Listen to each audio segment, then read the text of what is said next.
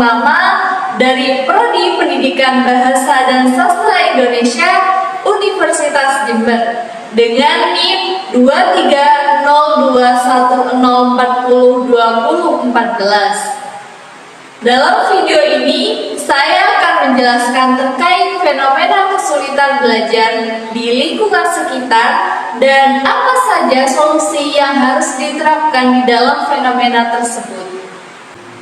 Ada beberapa fenomena, diantaranya yaitu anak yang mengalami disleksia dan disgrafia. Berikut adalah cuplikan video seorang anak yang mengalami disleksia. Lalu,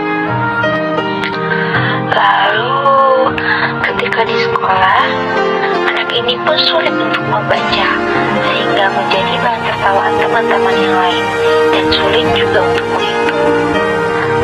Nah, video itu merupakan contoh ilustrasi seorang anak yang mengalami disleksia.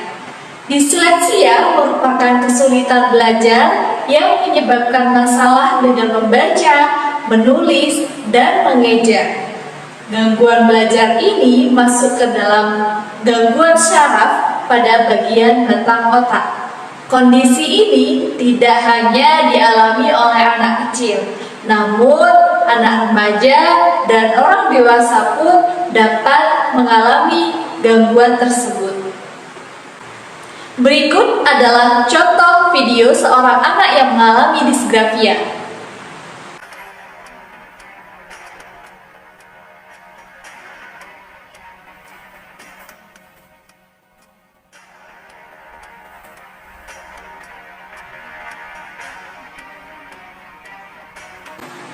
Nah, video itu merupakan contoh seorang anak yang mengalami disgrafia.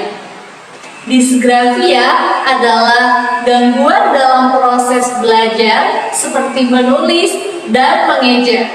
Kondisi ini bukan termasuk gangguan mental, melainkan masalah pada fungsi otak yang berperan dalam menjalani keterampilan motorik halus untuk menulis. Jadi, penderita disgrafia mengalami kesulitan belajar dalam menyelaraskan antara pikiran dan gerakan otot tangannya saat hendak menulis. Disgrafia ini biasanya dialami oleh anak-anak, tetapi orang dewasa juga bisa mengalami disgrafia tersebut. Selain itu, ada beberapa penyebab lainnya yang dialami anak dalam kesulitan belajar. Yang pertama, teman yang sering membuli. Teman ini seperti di sekolah, kebanyakan teman-teman ini membuli teman lainnya secara fisik, terus pemikiran atau dalam proses belajarnya, seperti itu. Nah, yang kedua, guru yang tegas. Guru yang tegas ini seperti guru yang sering marah-marah sehingga siswanya merasa takut saat pembelajarannya. Nah, yang ketiga, suasana kelas yang ramai. Suasana kelas yang ramai ini yaitu tidak kondusif, dalam artian banyak omongan-omongan yang tidak bermanfaat sehingga mengganggu dalam proses pembelajaran, sehingga itu dapat mempersulit kesulitan belajarnya seorang siswa.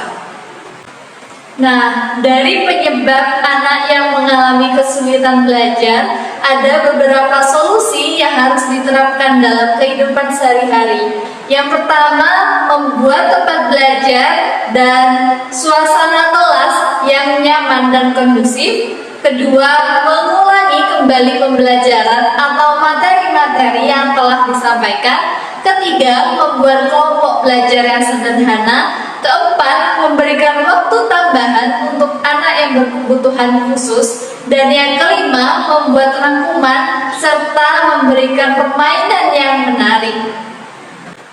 Sekian dari saya, kurang lebihnya mohon maaf. Wassalamualaikum warahmatullahi wabarakatuh.